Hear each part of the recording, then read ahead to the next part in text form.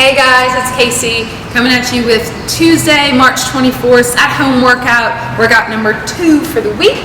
We're going to go ahead and get started with your warm-up today.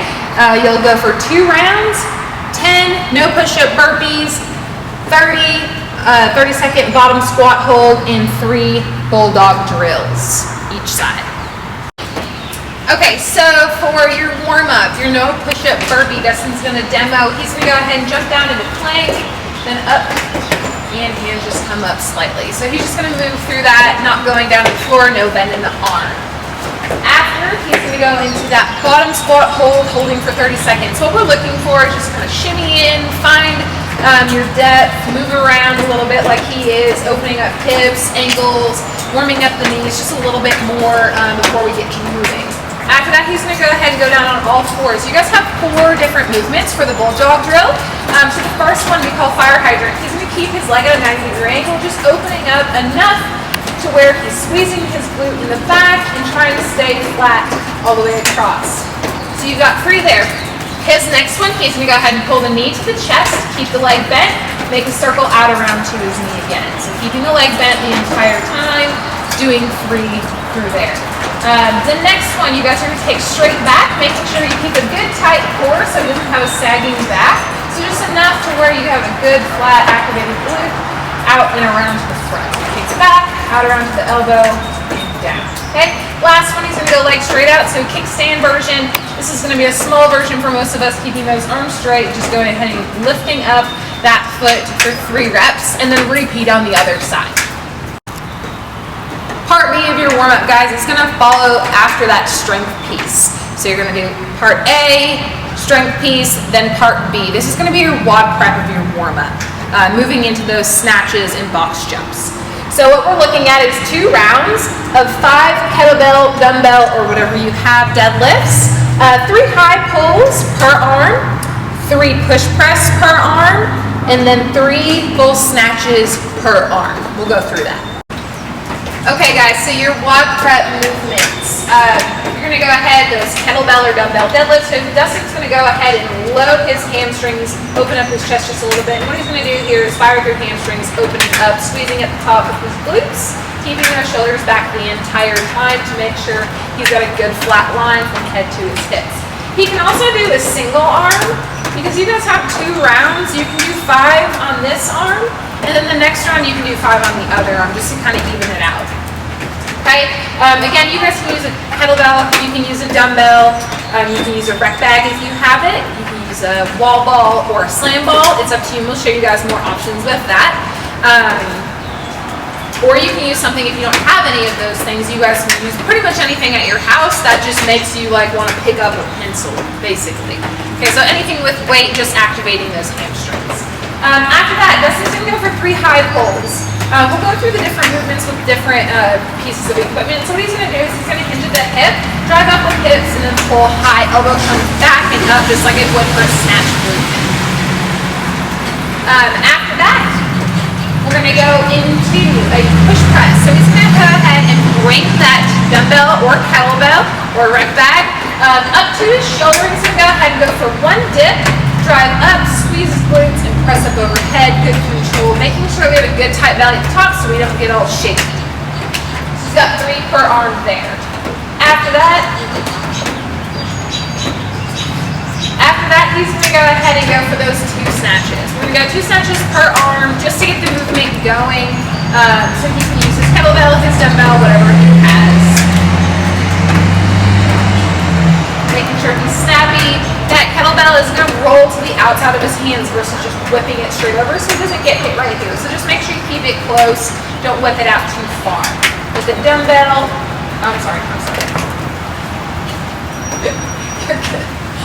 Alright, he's going to show you guys a couple reps with the rec bag just in case that's what you have. So he's just going to go ahead and pull it just kind of like a ground to overhead, making sure he controls good tight core. And that one's good. Okay, go for it. So if you have a med ball, just make sure that at the top you're giving me that shrug. So he shrugs, pulls elbows back and high, and then that ball goes up overhead versus just straight arms. You don't want to look like a lumberjack chopping. All right? Okay, so your workout of the day, we're going to start with strength, and then we're going to go into a Metcon. So for your strength piece today, you guys have 5 sets of 8 front-loaded tempo squats. So when I say front-loaded, you can realistically use anything that has some weight to it. So we're going to show you guys a couple different examples of just household items. But if you use equipment with us, you guys can use the kettlebell, you can use the medicine ball, you can use the dumbbell, the slam ball, whatever you guys have around. But what this is going to look like is, okay, so we are looking at that front-loaded tempo squat. So Dustin's going to he's got his household cleaner, just something that he has because he doesn't have anything at home, maybe you don't. He's going to go ahead and go elbows in, kind of think about that front rack position. The weight is held up high, closer to your chest/face. What he's going to do is we're going to go for a 3-second tempo down and a 3-second tempo up. So what this is going to look like is this: 3, 2, 1, 1, 2, 3. Just moving straight through those 8 reps at the exact same pace.